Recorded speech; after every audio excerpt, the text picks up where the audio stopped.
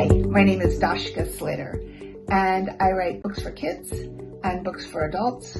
I write fiction and nonfiction, picture books, middle grade, young adult, and adult. If there's some genre I haven't mentioned, I write poetry too. So pretty much anything that has words is something that I write. Something that people who spend any time with me at all know is that I love to swim, and I will swim in pretty much any body of water, whether it's shark infested, filled with jellyfish and icebergs, swimming tarantulas, I don't care, I'm in. I haven't been to the Harbor Springs Book Festival before, but I do have a connection to Michigan, which is that my mother went to the University of Michigan, and she loves to talk about her time in Ann Arbor. My book is called The Book of Fatal Errors, and it's about two cousins, Rufus and Abigail, whose family owns a mysterious property called Phelan, which nobody outside the family can ever find. Rufus and Abigail discover that they can both see these mysterious, mischievous, invisible creatures called failings, and they get drawn into a life or death quest to help the failings get back to their own world, the green world. Along the way, they meet a knitting-obsessed goblin, a poetry-spouting apricot imp, a hobby store owner who may or may not be dead. And it's a book about a lot of things, including the writing of children's books, but most particularly, it's a book about making mistakes. And Rufus and Abigail make a lot of mistakes along the way, and the question is, will the mistakes they make be fatal?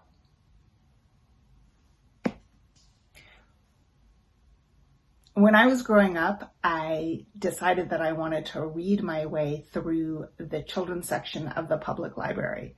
So I started with the A's and I read every book that I encountered until at some point I think I abandoned the project, although I did get as far, I know, as Zilpha Keatley Snyder because I did read all of her books. But a lot of my favorite children's authors have names that start with the letter A, like Lloyd Alexander and Joan Aiken. And I particularly love this guy who got me as far as the E's, Edward Eger, whose book Half Magic I read about a zillion times. And he was a big fan of this writer, E. Nesbit, and so I read all of her books as well. I loved any book that had magic in it and humor. And so if a book is funny and it takes me to another world, that is the sweet spot for me. So that's what I try and do in my own books, is to have that wonderful combination of exciting and dramatic and mysterious, but also make you laugh. I always start any project with a question. In fact, questions are sort of the driving force of all my work, that feeling of curiosity and wanting to know something. Sometimes that question is just, what if? What if somebody planted rose seeds but accidentally grew nose seeds? That's my book, Dangerously Ever After. Or what if you found a piece of a train and you had to find the other pieces?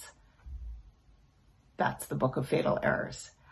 Sometimes it's a more complicated question. My book, The 57 Bus, the question was, what is justice? But it's always that spirit of curiosity. My book, The Antlered Ship, is started with the question, what happens if you ask a lot of questions? So question answering and question asking is a huge part of my work. Another thing that I find myself asking a lot is, what do we create ourselves and what do we inherit? What do we inherit from our parents? What do we inherit from society? And, what is ours to invent and to make up?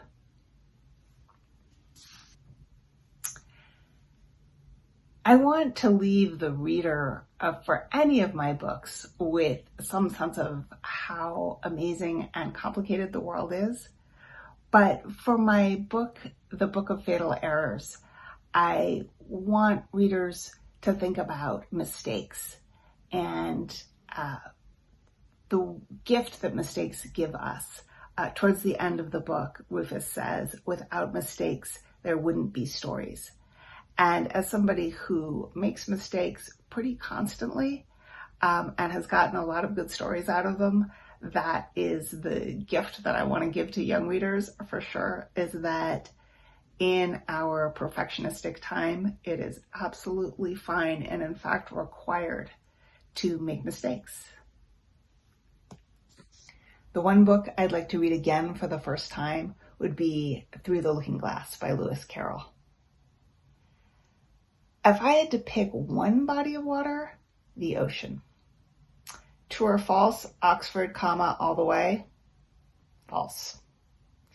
A favorite podcast of late has been Lexicon Valley and Nice White Parents. The books currently on my nightstand, so many. Right now, The Bear and the Nightingale, the third book in Tracy Baptiste's wonderful Jumbies series, Parachutes by Kelly Yang, and The Little Book of Race and Restorative Justice by Fania Davis. I'll take tacos or any kind of Mexican food any day of the week. I do my best reading at night.